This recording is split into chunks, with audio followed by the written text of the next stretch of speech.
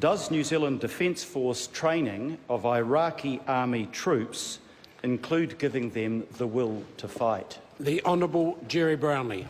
Mr Speaker, the New Zealand Government has made a decision to assist the Iraqi Defence Forces in their training because we assess that there is a threat from Daesh to New Zealanders. It's therefore appropriate that we assist the Iraqis in trying to defeat them. This question, I think, cheapens the desire by so many Iraqis to overcome that evil. Mr Speaker, we would not be there if the Iraqi government had not made that request. We can only assume that is a commitment from the Iraqi government to defeat ISIL.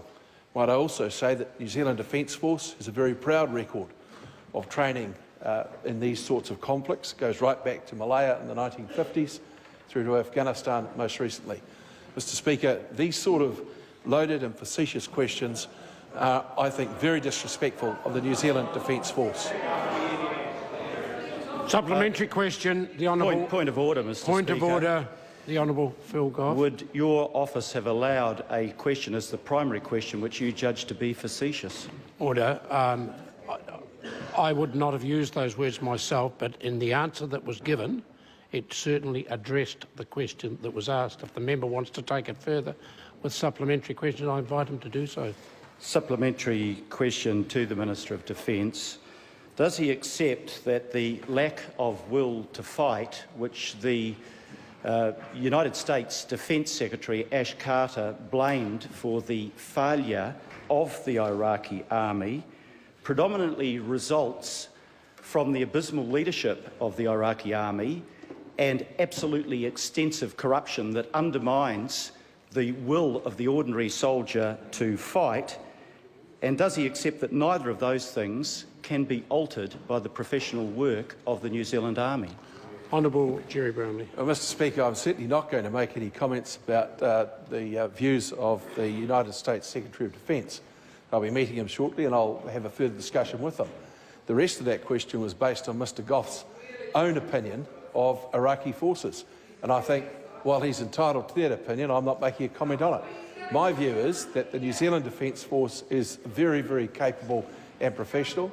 They have engaged in this exercise with some very specific aspects of the training mission that they will deliver, and we think in the best interests of New Zealanders. A supplementary question. Supplementary question, Speaker. The Honourable Phil Goff.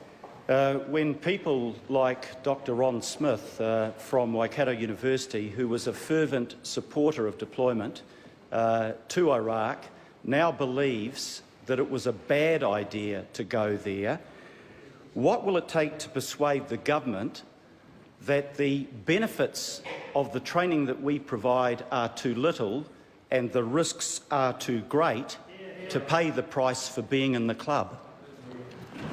The Honourable Jerry Brownlee. Mr Speaker, I very much doubt that the analysis that the professor has relied on would be as good as the analysis that the New Zealand Government has made its decision on and continues to support. Supplementary question, the Honourable Phil Goff. Mr Speaker, what assessment has he given of the risks now facing the New Zealand Defence Force approximately 100 kilometres away from IS forces in Ramadi? And is that assessment such that if the risk is regarded as considerable, he would reverse his position and bring those troops home? Honourable Jerry Brownlee. Mr Speaker, answering the first part of the question, considerably better information than the member has. Point of order, Mr Speaker. Point of order, the Honourable Phil Goff. Mr Speaker, somebody with the temerity to accuse a questioner of being facetious then gives an answer that can only be described in exactly the same way. Order. No. I listened quite carefully to the questions. In fact, there were two questions that I asked. The Minister's chosen to address the first one, maybe not to the satisfaction of the member, but it was certainly addressed.